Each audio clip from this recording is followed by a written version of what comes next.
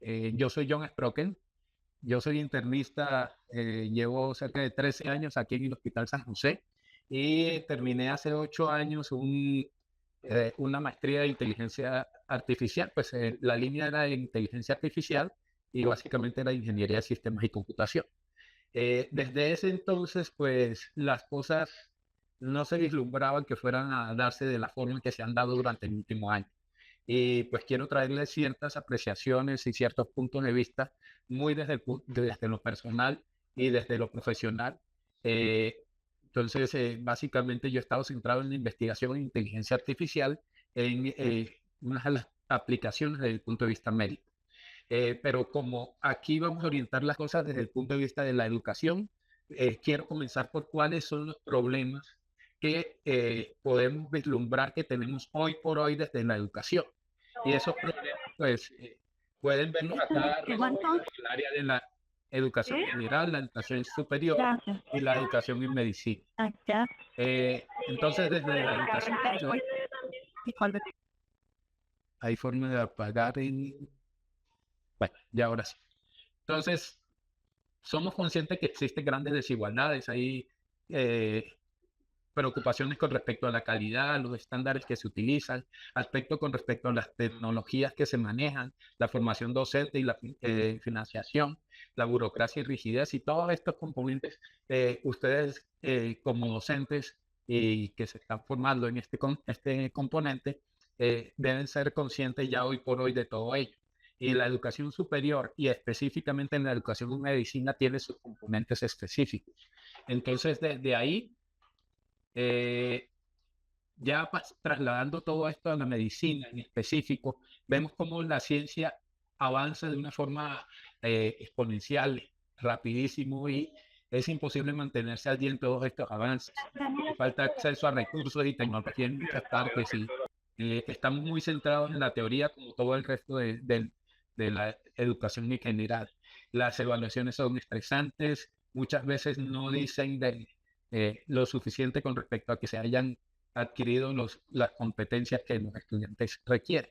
Y esos problemas también dependen del entorno, de cuáles son las situaciones que se presentan por dentro de los aprendices. Si estamos en un ambiente nunca que es volátil, incierto, es muy cambiante y ambiguo, que después de la pandemia se transformó en Bani, que es frágil, ansioso, no lineal e incomprensible. Entonces, vemos cómo los aprendices tienen que pasar por cada una de estas eh, fases o problemas. Bueno, no todos, pero sí las vemos con mayor eh, prevalencia después de la pandemia, sobre todo. Y se ve reflejado también en los problemas mentales que día a día son notorios. Entonces, ¿qué soluciones se han venido planteando desde el punto de vista de la educación a estos problemas? Entonces, desde el punto de vista de lo general, centrarte hacia el estudiante, desarrollar habilidades prácticas y habilidades blandas, el tema de mentoría y recuperar esa interacción con el profesor, hacer evaluaciones auténticas, o sea, son cosas muy bonitas que se han planteado eh, con temas hacia la educación superior, y hay un componente muy importante tanto en en cualquier componente de la educación que ha sido transversal a todo esto, y es el impacto de la tecnología buscando ayudar a que esto se lleve a cabo. Entonces, desde las tecnologías, digamos que ahí pues se ha aprovechado el aspecto del constructivismo, del que el estudiante propio se forje y construye activamente su conocimiento en algunos temas que implican un componente muy fuerte de tecnología. Entonces, el aprendizaje en red y cierto tema de conectivismo, que sería el avance un paso más del constructivismo, el aprendizaje ubicuo, el aprendizaje basado en juegos, el aprendizaje electrónico, aprendizaje abierto, con un componente microlearning acá, la educación 3.0 que lo agrupa todo esto. Entonces, vemos cómo han tratado de evolucionarse en soluciones didácticas que sean innovadoras, disruptivas dentro de todo este campo. Y vemos cómo la realidad virtual, la aumentada, aprendizaje adaptativo, las herramientas de colaboración, juegos, aprendizaje móvil y la inteligencia artificial, la estado ahora inmersa. Digamos que hasta hace un año la cosa venía así, y se tenía la inteligencia artificial como un componente más eh, dentro de todo este proceso, hasta que se dieron ciertos temas, ciertos temas el año pasado de unos lanzamientos de unas herramientas que irrumpieron de forma rápida y llevaron a que se dieran cosas. Entonces, inteligencia artificial como término viene desde mucho tiempo atrás.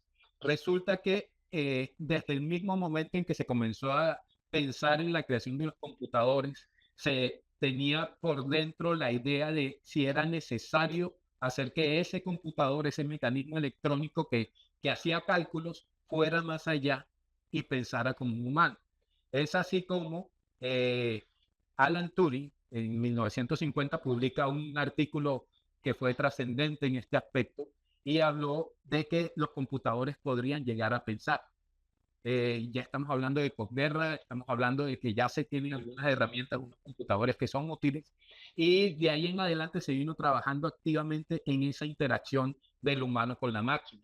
Y esa interacción tenía dos componentes: hacer que la máquina hiciera todo como un humano, o básicamente lo que había prevalecido hasta este momento, que era que las máquinas aumentaron las capacidades de los humanos. Y dentro de todo este camino se fueron dando hitos, avances. Hubo algunos sistemas desde inteligencia artificial que pasaron por los expertos, la lógica difusa, computación evolutiva, y en esta época básicamente era el ingeniero el que programaba junto con un experto la solución. Entonces no había forma de hacer cosas automáticas. El, el computador requería que se le dieran instrucciones claras de cómo funcionaban las cosas. Después de un tiempo de invierno, en el cual se dejó de tener dinero para la inteligencia artificial porque no se habían visto éxitos realmente que sirvieran para los temas prácticos. Vino el gran avance en 1986 que fue el algoritmo de retropropagación. Entonces, con ese algoritmo lo que se logró era extraer de forma automática la información dentro de los datos. Entonces, ya no era el ingeniero programando una máquina, sino que era un algoritmo extrayendo la información de esos datos y ella misma solucionando los problemas. Esto fue en el 86 y después del 86 hubo un nuevo invierno porque las cosas en esos momentos no estaban dadas para que se pudieran solucionar todo ello. Ya para el 2010 se logró tener grandes cantidades de información, grandes cantidades de datos, junto con una capacidad de procesamiento muy importante y el desarrollo de unos algoritmos que entran en lo profundo. Son algoritmos que eh, son capaces de extraer la información automáticamente y tienen muchos datos. Un componente especial es que él mismo hacía el preprocesamiento de la información y no había nuevamente que depender de lo que el programador le, le aportar. Después dimos el paso adelante, fue la inteligencia artificial generativa desde el 2014. Y esta inteligencia artificial generativa ya es un enfoque en el cual eh, estamos centrándonos en la capacidad de las máquinas para generar contenido original y creativo. Y quédense con esas dos palabras, original y creativo. Lo importante es que pareciera que estuviera creando cosas desde cero. Y más adelante vamos a ver más al respecto. Las primeras soluciones que se dieron pues de éxito fueron las que dependían de un tipo específico de redes neuronales que se llaman las redes adversarias generativas. Y no sé si todos jugaron en su celular con ese aplicativo que tomaban una foto y los volvía mujer cuando eran hombres, o que los volvía de 5 años cuando eran bueno, adultos, o los volvía viejitos.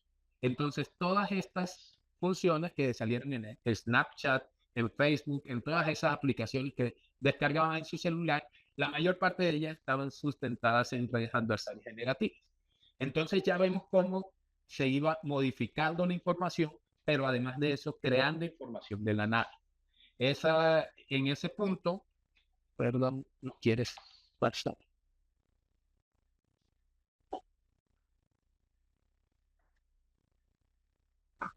¿Me estás escuchando?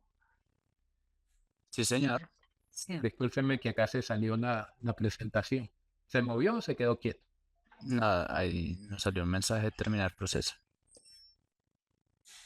El problema fue mío aquí. Perdónenme. Entonces, como les venía diciendo, en el 2014 comenzaron a generarse soluciones que comenzaban desde las imágenes a crear contenido nuevo. Entonces, ese contenido nuevo, desde cero prácticamente, era original, era creativo, y en el 2017 se dio un nuevo avance con un tipo específico de modelos que se llamaban los transformadores, los transformers. Y estos transformers,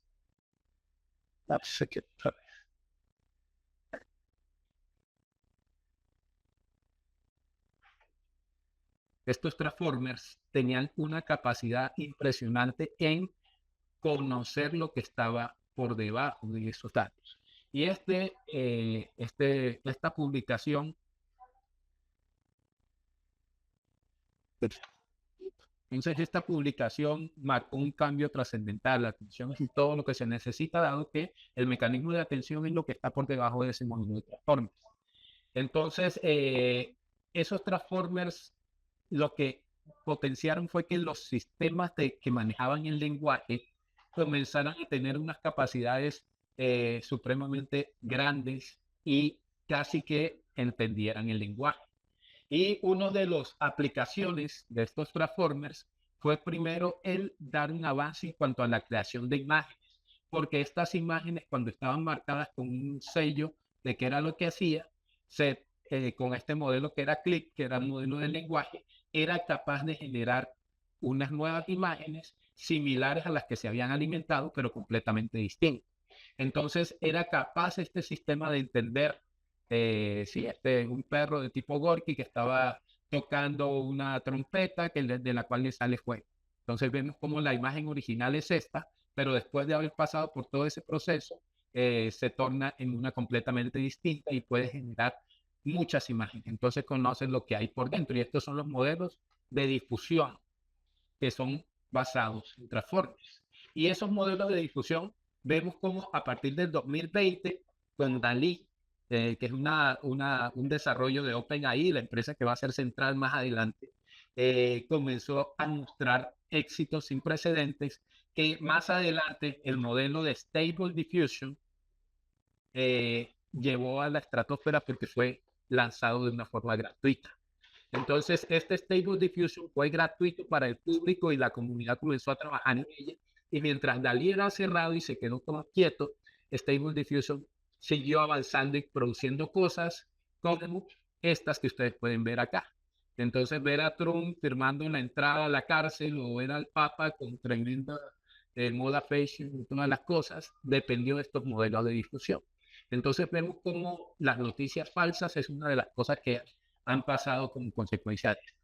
Entonces, esos transformadores tienen una gran capacidad para entender el lenguaje y eso potencia unas capacidades inmensas. Y entonces, Google, que fue el que desarrolló inicialmente esto, lo incorporó dentro de su traductor en Google y hoy por hoy las traducciones de Google son monstruosamente fidedignas y además autocompletas y todas las funciones de Google de aprendizaje tienen por debajo estos modelos. De aquí en adelante dijeron, bueno, ¿y por qué no los volvemos más grandes?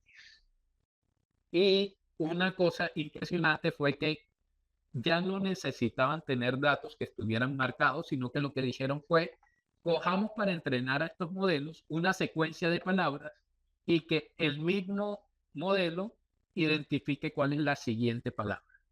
De tal forma que cuando yo estoy entrenando el modelo, cuando estoy haciendo que funcione, que habilite las cosas, le digo, Ana es una y dejo tapada la siguiente palabra. Y el mismo modelo completa si es una hermana, amiga, comediante, lo que sea. O puedo también hacer lo mismo en la mitad de la oración. Entonces enmascaro una parte. El hecho fue que haciendo los modelos gigantes, porque miren aquí el tamaño, porque aquí tienen un crecimiento logarítmico y vemos cómo los modelos se fueron volviendo cada vez más y más y más grandes hasta cosas locas que comenzaron a suceder. Con ese aumento del tamaño, entonces, surgieron capacidades inesperadas, capacidades de hacer tareas diferentes a las que estaba entrenado el modelo.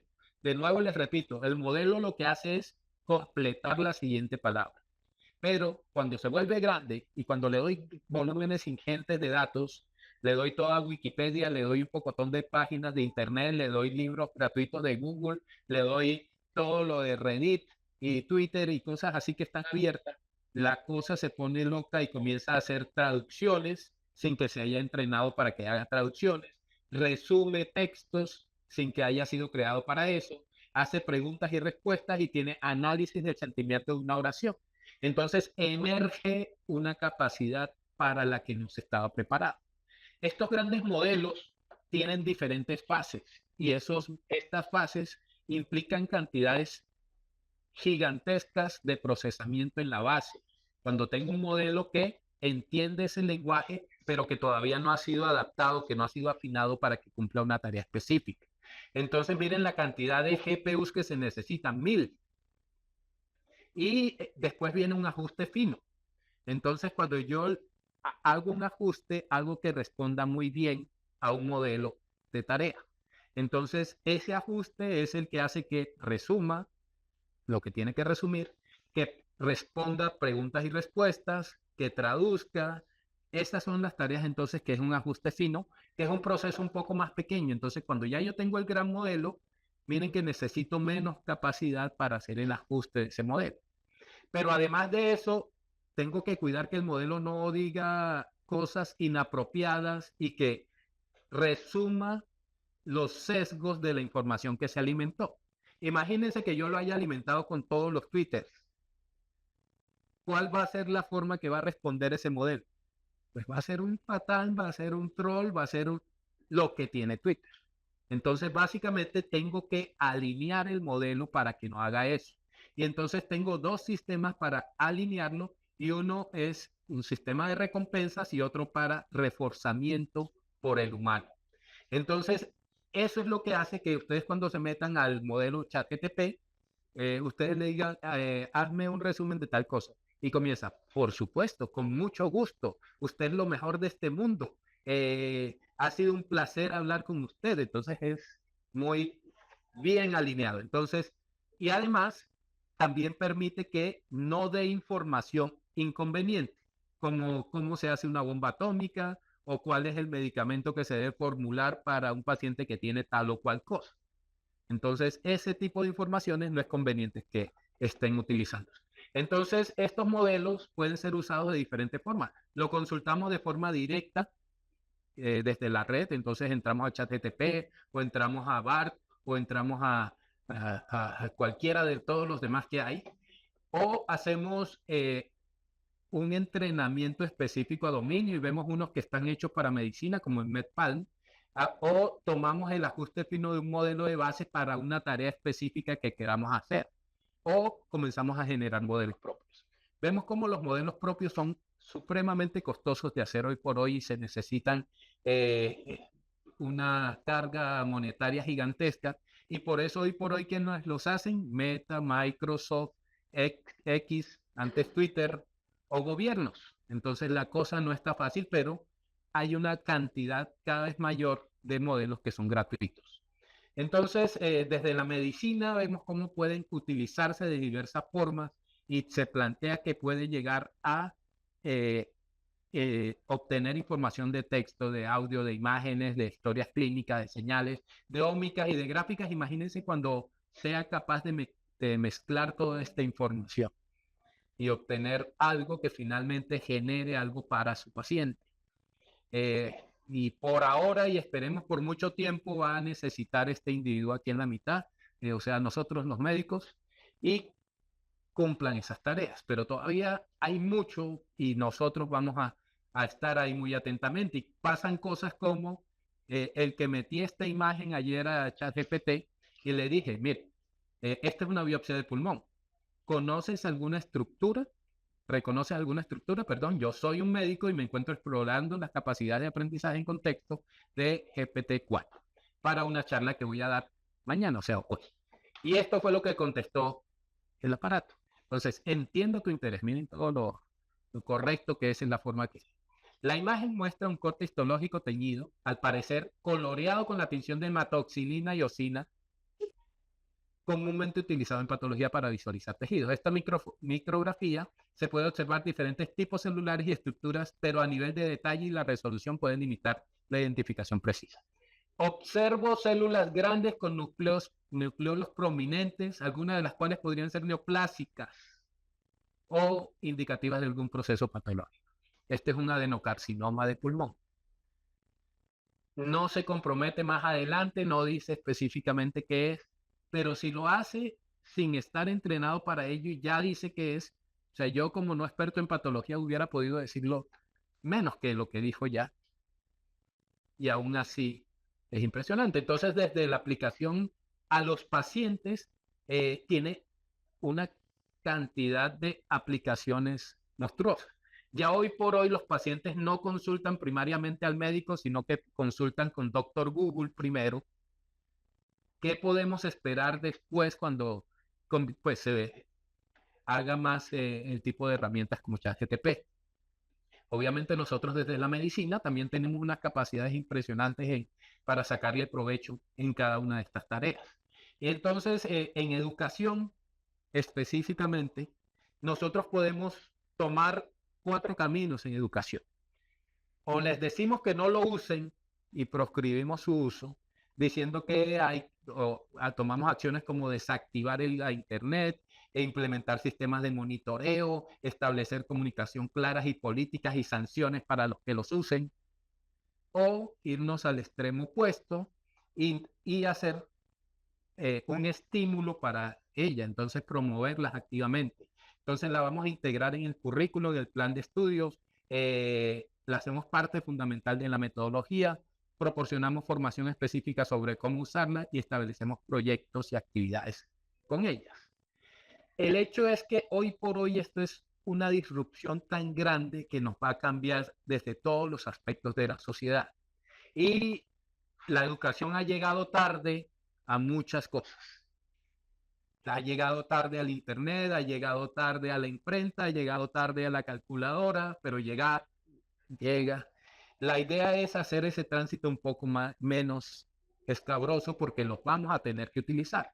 Y un tema importante con el sistema educativo es que debe preparar a las personas a hacer las cosas como cuando vaya a tener sus actividades diarias y como vaya a trabajar. Entonces, si en el trabajo va a utilizar una calculadora, ¿por qué le vamos a evitar que use la calculadora? Lo mismo ocurre aquí. Si van a utilizar ChatGPT en el día a día, ¿por qué vamos a bloquear el acceso a ChatGPT? Entonces tenemos que entrar en un punto intermedio porque lo primero es reconocer, aprender y a estimular estos espacios para entrenarnos y lo que hay detrás. Y saber que hay diferentes elementos que son sustantivos en este intercambio con estos modelos. Y entonces tenemos que reconocer que hay limitaciones del conocimiento. ChatGPT está entrenado hasta el 2021. No hay datos, incluso no se conoce el mismo. Aunque, bueno, lo alinearon un poquito después y él sí dice cosas de él mismo. Imparcialidad y sesgo, lo que les contaba anteriormente. Entonces, si yo lo entrené con cosas de Twitter, pues va a tener sexismo, va a tener racismo, va a tener temas de limitaciones con respecto a los que estamos poco representados, por ejemplo, los latinos, y no va a conocer cosas del espacio donde estamos. Hay dudas con respecto a la privacidad, si es que por el momento no es conveniente que compartamos información personal con ellos. No hay que tomar las cosas de forma literal.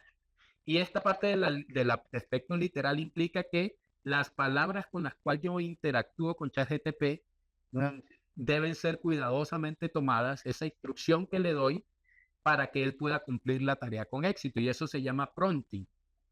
Y tanto es así que creó una nueva carrera que se llama ingeniería de prompt, ingeniería de instrucciones, por la forma como se va a dar la interacción con todos estos modelos.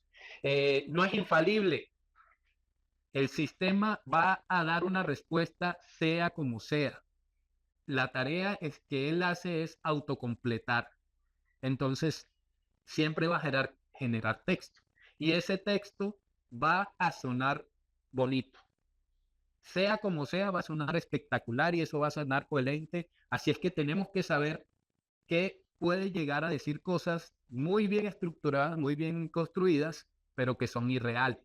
Y se llaman alucinaciones dentro del tema de la inteligencia artificial, aunque algunos dicen que son delusiones. Bueno, le han tratado de cambiar el término. También hay interacciones importantes. El contexto. Contexto implica que al principio tenía 128 tokens, o sea, solamente le podía utilizar 128 palabras para el ingreso. Ya hoy por hoy tienen ventanas de contexto de a 5.000 y mucho más. Así es que le puedo meter un libro completo y preguntarle del libro completo. Entonces, obviamente, dependiendo de con cuál esté, va a ser diferente. El componente de creatividad, podemos entrar a discutir, pelearnos si eso es creativo o está más bien extrayendo la información y usándola de la gente con la cual se formó. Entonces debemos utilizarlo responsablemente, tiene limitaciones técnicas porque necesita GPUs muy fuertes y tiene una capacidad de procesamiento muy grande y por lo tanto es costoso su implementación y mantenimiento. Requiere la interacción humana, entonces hay que tener en cuenta que no es un humano y debemos evaluar críticamente cada uno de los componentes. Y, un componente, suena raro, ¿no? Pero hoy por hoy no entiende de números.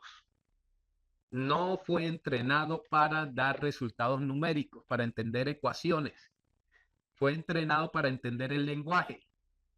Así es que no es bueno para matemáticas.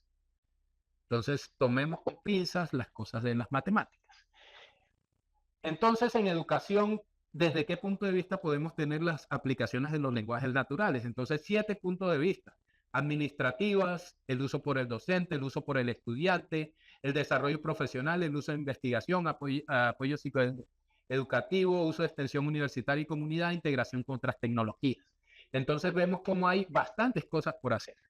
Voy a quedarme con unos ejemplos prácticos de 2 de esos componentes y decirles, por ejemplo, que para mi curso de inteligencia artificial en medicina que doy en epidemiología, ayúdenme a crear el acta de aprendizaje. Entonces, para eso, comencemos con cuáles son los objetivos de aprendizaje. Ahí tiene. ¿Cuáles serían los resultados de aprendizaje esperados? Con mucho gusto, aquí los tiene. Tomemos una de esas tareas. ¿Cuál puede ser la orientación metodológica? Ahí lo tiene. Tomemos esa misma tarea y cuáles pueden ser las formas como llevamos la didáctica a la práctica. Aquí los tiene. Hágame una rúbrica. Cree una forma como podría evaluar lo que estoy haciendo y desarrolle una rúbrica.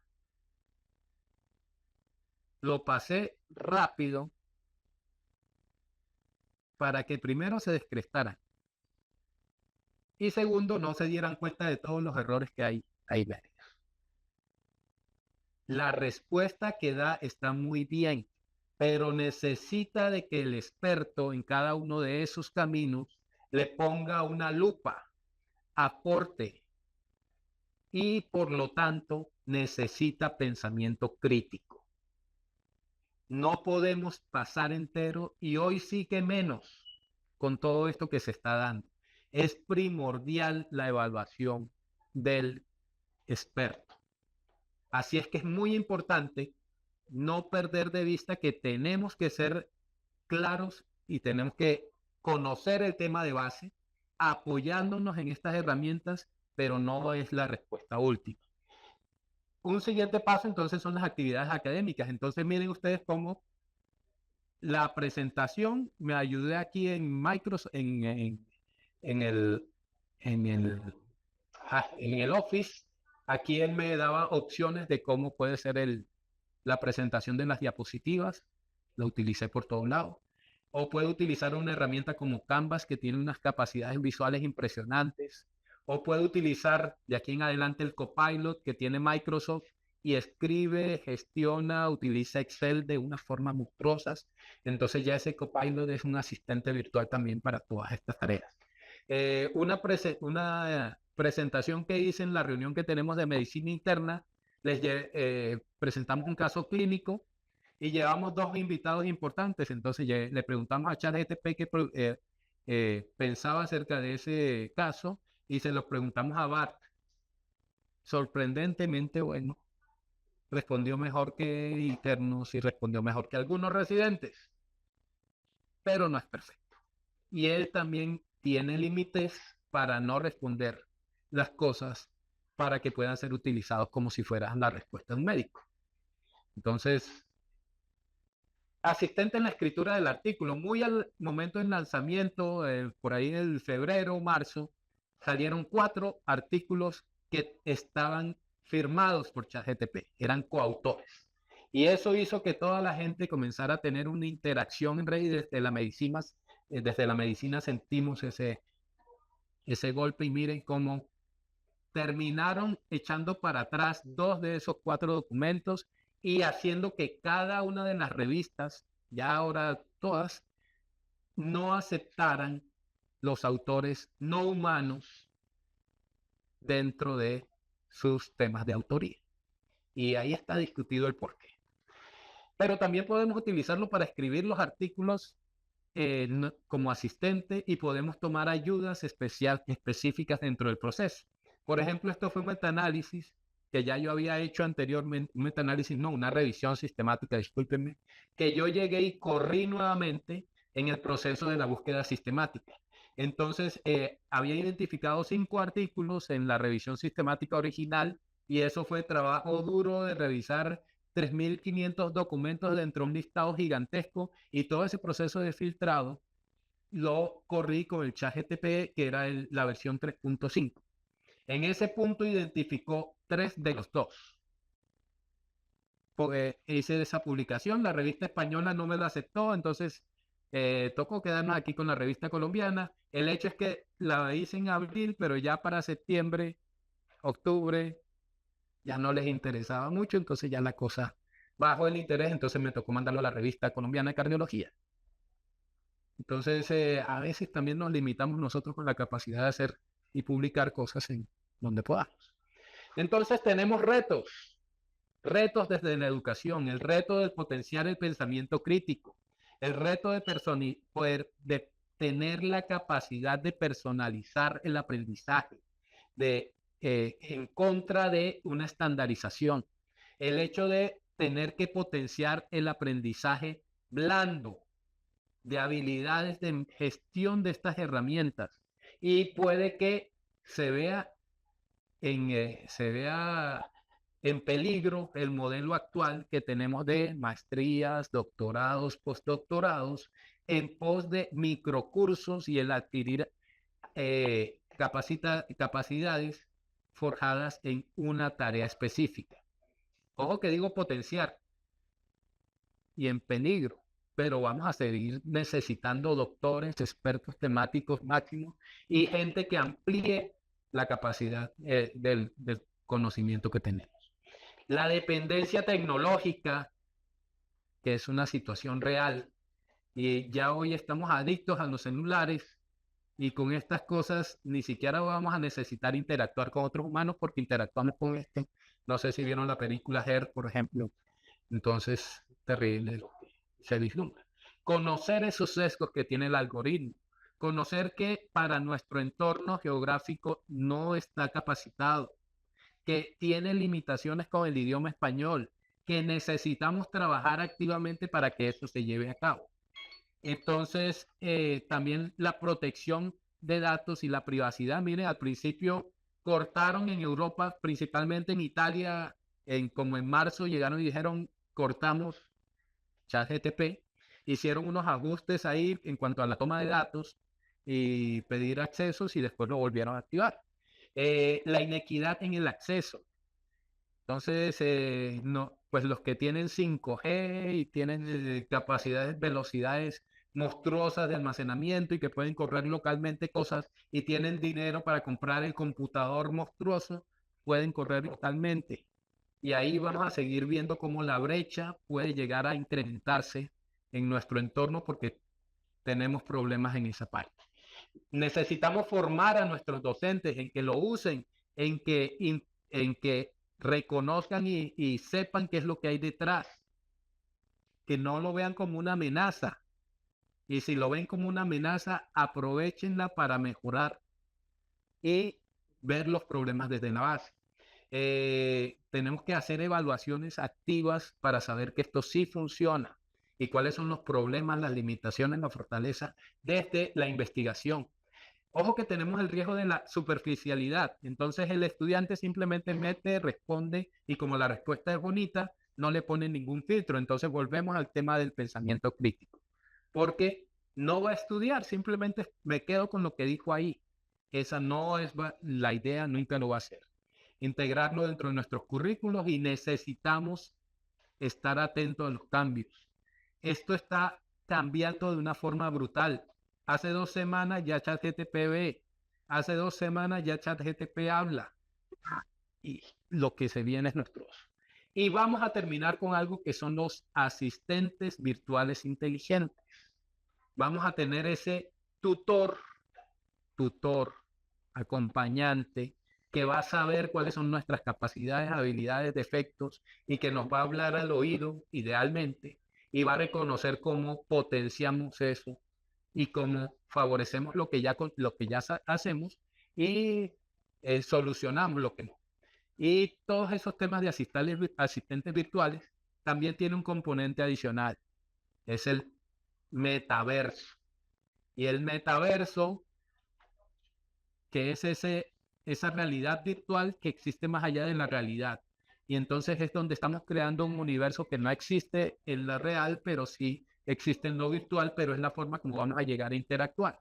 No sé si vieron alguna de estas películas, el Ready Player One, Matrix, Hair, que es un cómic, que es World Art Online, o el Guy, ¿cómo se llama? No sé qué Guy. Bueno, Free Guy.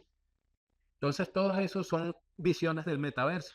Y resulta que el concepto de metaverso va mucho más allá de solamente los mundos virtuales, que son los que están presentes en esas áreas, sino que, oiga, las redes sociales son metaversos. Tenemos una relación de nosotros mismos con un entorno y quienes simulamos ser en esas redes sociales. En la red social puedo ser un troll. Entonces, eso implica esos componentes.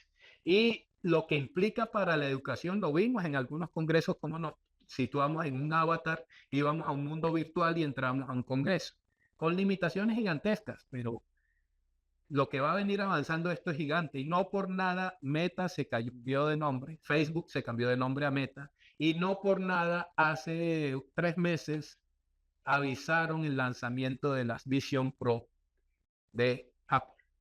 Entonces esto va a ser una cosa monstruosa y un cambio social, donde todo eso por dentro tiene inteligencia artificial. Y debemos tener presentes los aspectos éticos y los valores, y debemos tener presente algo que en 1942 habló Isaac Asimov, centrado más en robótica, pero finalmente es el tema de inteligencia artificial y es cómo alineamos eso a los deseos de nosotros como raza para no acabarnos. Y pues básicamente, gracias por escucharme. Esto era lo que tenía para decirles. Este es mi libro. Por desgracia, no hay muchos temas de inteligencia artificial generativa, pero se tratan aspectos importantes de eso. Y les doy el agradecimiento por haberme permitido participar acá.